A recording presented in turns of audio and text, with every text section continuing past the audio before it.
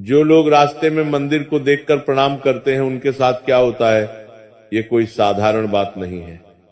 ये केवल एक पुरानी परंपरा नहीं बल्कि कर्मों का सूक्ष्म विज्ञान है। अक्सर हम सोचते हैं कि बस हाथ जोड़े, सिर झुकाया और आगे बढ़ गए, पर क्या आपने कभी महसूस किया है कि उस एक पल में आपके भीतर कुछ बदलता है? आज हम एक ऐसे रहस्य से पर्दा उठाने जा रहे हैं जो आज तक हमें किसी ने नहीं बताया। शास्त्रों में कहा गया है कि मंदिर के सामने झुकना पत्थर के आगे नहीं बल्कि अपने अहंकार के आगे झुकना है। झुकने का रहस्य जीवन का एक अदृश्य नियम है।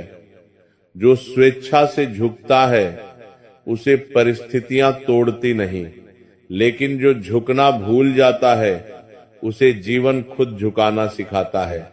बहुत से लोग सोचते हैं कि जल्दी में है, बाद में कर लेंगे, भगवान को क्या फर्क पड़ता है। पर शास्त्र एक गंभीर संकेत देते हैं, जिस दिन मनुष्य झुकना भूल जाता है उसी दिन से जीवन उसे झुकाना शुरू कर देता है। यह कोई अंधविश्वास नहीं बल्कि मन के विज्ञान का नियम है। प्रणाम का वास्तविक अर्थ सबसे पहले एक भ्रम दूर कर लें। मंदिर के सामने प्रणाम करने का अर्थ यह नहीं है कि भगवान को आपकी हाजिरी चाहिए। भगवान को न आपके हाथ जोड़ने की जरूरत है न सिर झुकाने की। प्रणाम भगवान के लिए नहीं, मनुष्य के लिए है। जब आप हाथ जोड़ते हैं तो आप संसार से नहीं अपने अहंकार से संवाद करते हैं।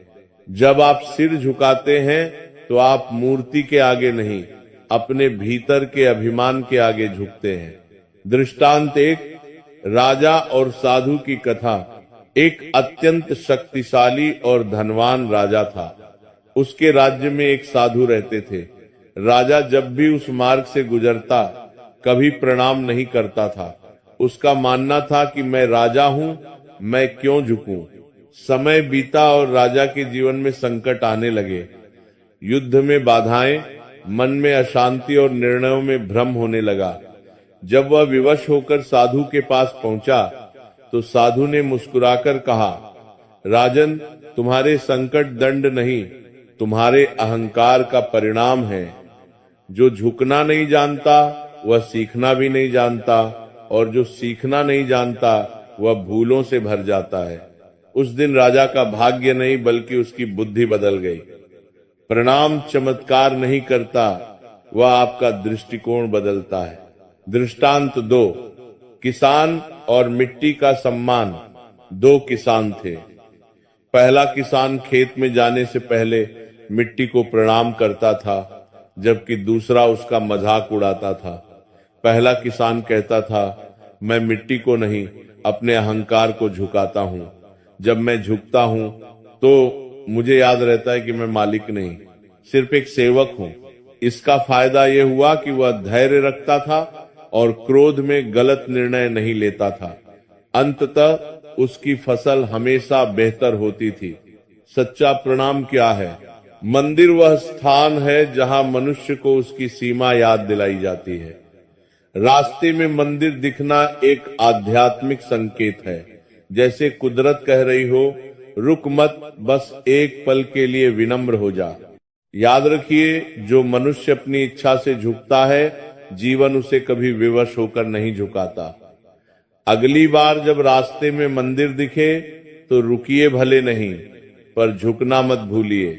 सबसे बड़ी भूल मंदिर देखकर प्रणाम न करना उतनी बड़ी भूल नहीं है जितनी मंदिर देखकर भी भीतर से न झुकना है। अगर हाथ जोड़ते समय मन में जल्दीबाजी या औपचारिकता है तो वह सिर्फ शरीर का अभिनय है। सच्चा प्रणाम वह है जहां एक पल के लिए मन शांत हो जाए।